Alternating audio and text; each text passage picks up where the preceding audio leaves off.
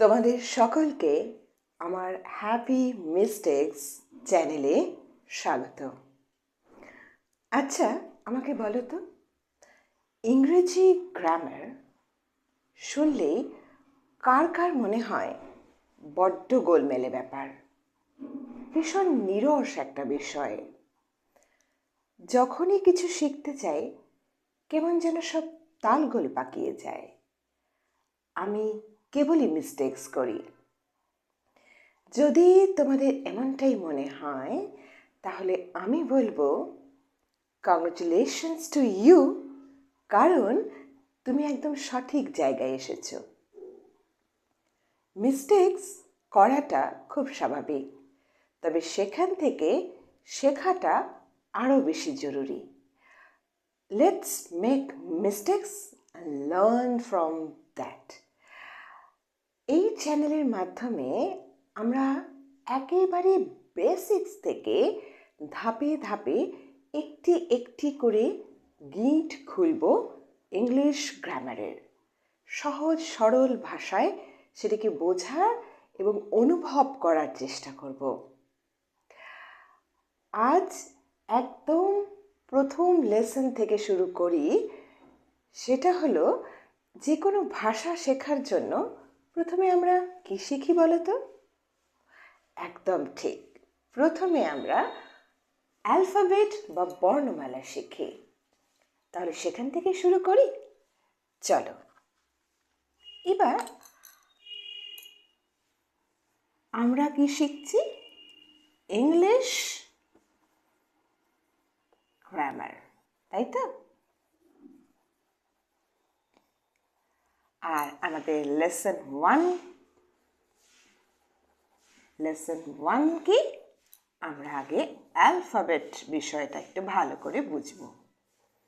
এবার তোমাদের মধ্যে অনেকে হয়তো ভাববে, অ্যালফাবেট তো আমি জানি, একদম তুমি বা তোমরা জানো, কিন্তু যারা একেবারে নতুন শিখছে আমাদের তো তাদের জন্য ভাবতে হবে। সেই জন্য একদম গোড়া থেকে শুরু। আচ্ছা, আমাকে একটা কথা বলো তো, অ্যালফাবেট কটি হয়? ইংলিশে অ্যালফাবেট কটি হয়? চটপট একটু জানাও।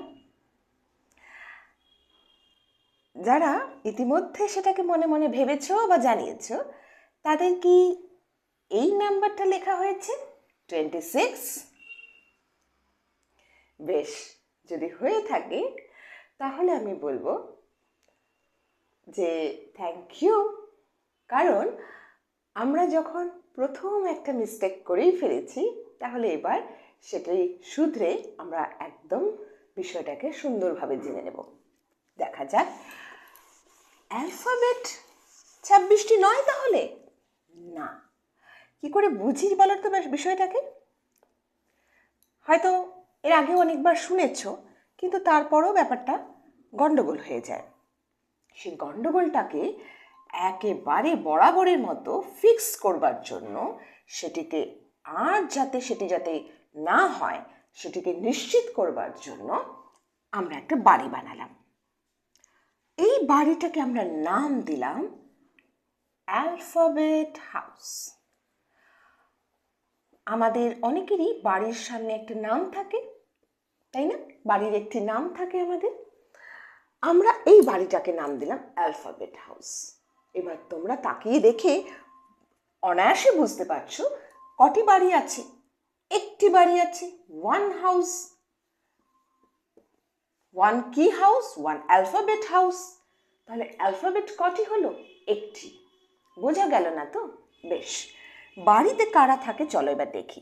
বাড়িতে ওরা থাকে, এ বি সি ডি থেকে শুরু করে একদম এক্স ওয়াই জেড, এরা হচ্ছে এই বাড়ির সদস্য বা মেম্বার, যাকে আমরা বলবো লেটার্স। কি বলবো ওদের?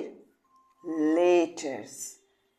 তাহলে কটি লেটার বা অক্ষর? ইংরেজিতে লেটার্স হচ্ছে 26। লেটার্স কটি? 26টি, 26। অ্যালফাবেট এ থেকে জেড অব্দি এই সকলকে একসাথে বলা হয় অ্যালফাবেট। যার জন্য আমরা সকলকে একটি বাড়ির মধ্যে রেখেছি এবং তারপর একটি নাম দিয়েছি অ্যালফাবেট হাউস, যাতে করে আমাদের এই 1 আর 26-এর মধ্যে জিনিসটি আর কখনো গণ্ডগোল না হয়। আমাদের মনের মধ্যে ছবিগুলো খুব সুন্দরভাবে আমরা মনে রাখতে পারি। তাই এই ছবিটা যদি তোমরা মনে রাখো, যদি খাতায় একটুখানি কষ্ট করে এঁকে নাও, তাহলে দেখবে পরে আর কখনো ওই 80 লেটার 26টি অ্যালফাবেট নাকি উল্টোটা, এই বিষয়টা আর কখনো কনফিউশন হবে না। তাহলে অ্যালফাবেট ইংলিশে 1টি, লেটার ইংলিশে 26টি। বলো কেমন লাগছে প্রথম মিস্টেকটাকে একেবারে বরাবরের মতো ফিক্স করবার পর?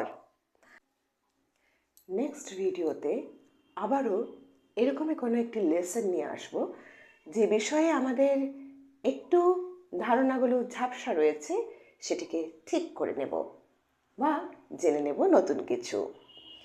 সবাই ভালো থেকো এবং কিপ মেকিং মিস্টেক।